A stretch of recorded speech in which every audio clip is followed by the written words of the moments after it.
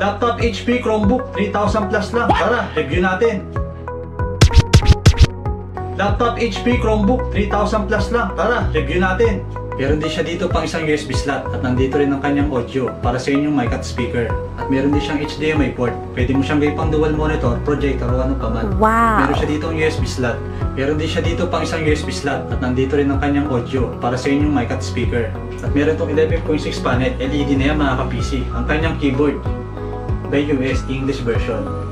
Siyempre meron din siyang touchpad. At mga ka-PC, ang kanyang specs, ito ay may 4GB RAM. Meron siyang processor na dual core Celeron. Ito ay meron 16GB SSD mga ka-PC, kaya sigurado mabilis ang kanyang loading at boot up. At syempre ka-PC, kahit budget laptop to, maasahan mo to sa iyong online school, Zoom meeting, at office work. Maasahan mo din ng laptop na to mga ka-PC sa iyong mga office job tulad ng Microsoft Excel, Microsoft Word, pwede mo rin niya siya magamit. Ito naman ang kanyang webcam mga ka-PC, testing natin.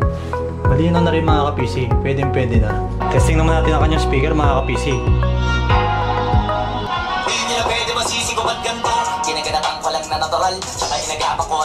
Maganda ang kanyang speaker, malinis ng tunog. So ayan mga ka-PC, yan ang ating review sa HP Laptop Chromebook na to. So kita-kits sa next video natin mga ka-PC. Peace out!